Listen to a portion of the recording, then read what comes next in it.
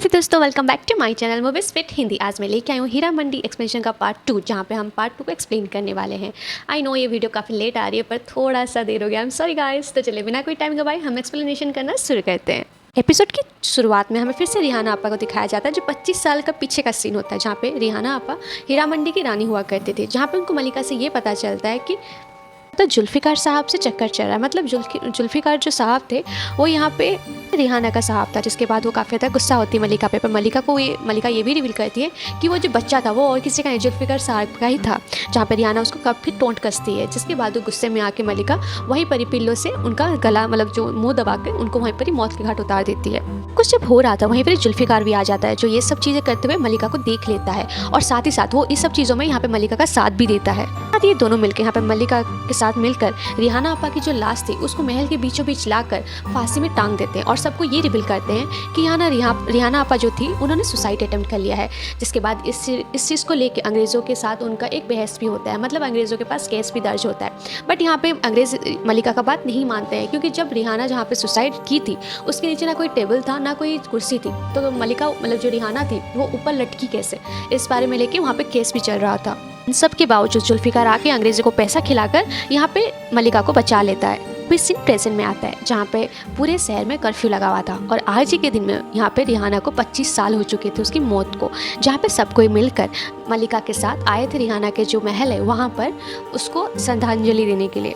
As a viewers हम लोग देख पाते हैं कि मलिका जो होती है वो रिहाना की फ़ोटो को देख के अभी भी ये कहती है कि भगवान तुम्हें अभी भी शांति ना दे, तुम अभी भी मुक्त ना हो, तुम्हें आगे भी जाके तकलीफ ही मिले।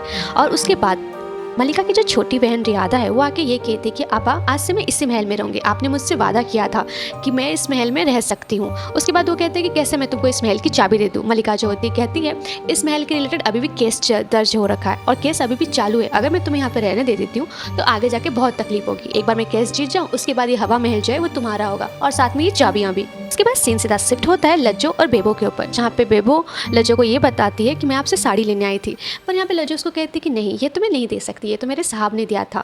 और साथ में ये झुमका भी, जहाँ पे वो बातों ही बातों में कुछ ज़्यादा ही बोल देती है कि ये दिया था वो दिया था। तो बेबो उसको ये कहती है कि लज्जो अपा होश में आइए, आपको आपके साहब ने कुछ भी गिफ्ट नहीं किया है, और कितना झूठ बोलेंगे आप अपने आप को। जहाँ पे एज अ व्यूअर्स हमें ये समझ में आता है कि यहाँ पे लज्जो जो होती है अपने साहब के प्यार में बिल्कुल पागल हो चुकी थी, इतनी पागल कि वो हर दिन रात नशे में डूबी रहती थी, और नशे में वो अपने आप को हमेशा अपने साहब के साथ इमेजिन किया करती थी। चोपा जब उठ के जोरावर से मिलने के लिए मतलब अपने साहब से मिलने के लिए जा रही होती है, वो इतने नशे में होती है कि रास्ते में ही गिर जाती है। उसके बाद हमें यहाँ पे हम ताज और उसके एक दोस्त को देख पाते हैं, जो इत्र की दुकान में आया होता है। आलम का रुमाल देते हुए ये पूछता है कि आप मुझे बता सकते हैं ये रुमाल किसका है। तो यहाँ पे वो इत्र वाला जो दुकान होता है वो इत्र सुन के ये बताता है कि इत्र कौन सा है, बट ये नहीं बता पाता है कि वो किसका रुमाल है। और उसी जगह में हम आलम की जो बेस्ट फ्रेंड है उसको देख पाते हैं, जो वहाँ पे इत्र खरीदने आई होती है, बट वो कुछ बोलती नहीं, यहाँ पे साइलेंटली रहती है। आयमा जो होती है उस रुमाल को ले लेती है, और साथ ही साथ ये भी कहती है कि आप इस रुमाल किसका है कि प्लीज़ मत बताना। तो यहाँ पे वो दुकान मना कर देता है, और वो सीधा उस रुमाल को लेकर आलम के पास जाती है, जहाँ पे हमें फिर से आलम को दिखाया जाता है जो अपने ही सैरो शायरी में खोई हुई थी और अपने अधूरे प्यार को लेकर। साइमा यहाँ पे आलम को रुमाल देती है, तो आलम की आंखों में चमक आ जाती है, जिससे यहाँ पे साइमा को पता चल जाता है कि आलम जो है वो भी यहाँ ताजदार को प्यार करने लग गई थी। और इसी बात को ये कहती कि अगर ये बात बाहर पता चल गई तो बहुत प्रॉब्लम हो जाएगी।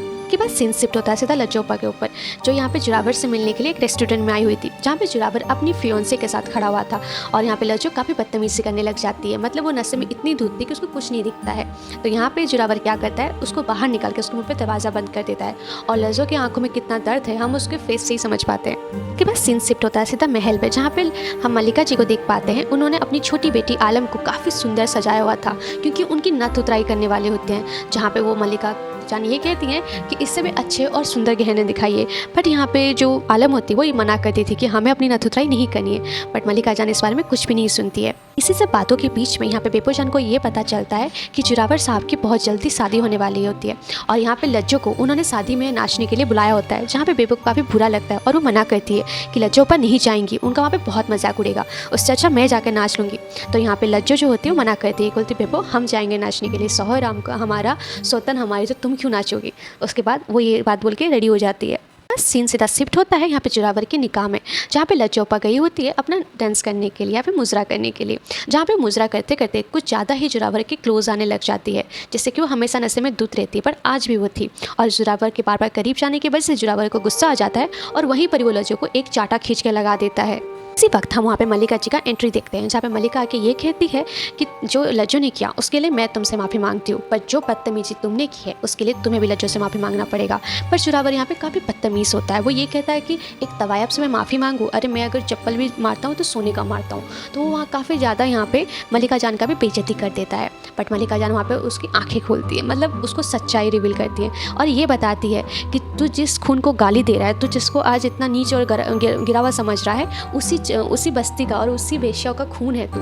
और वहाँ पे वो रिवील करती है कि तू मेरी औलाद है, जिसको 25 साल पहले तेरे बाप ने मेरे दीदी से खरीद लिया था। जिसको सुनने के बाद वो काफ़ी ज़्यादा साइलेंट हो जाता है। जोरावर अब यहाँ पे कुछ भी नहीं कह पाता है और लज्जो को लेकर यहाँ पे जो पापा यहाँ पे रज्जो को लेकर निकल जाती हैं, जहाँ पे रास्ते में जाते वक्त रज्जो को काफ़ी ज़्यादा दर्द होता है और अचानक थोड़ी आगे चलने की वजह से वो गिर जाती है, जहाँ पे वहीं पर उसका इंतकाल हो जाता है।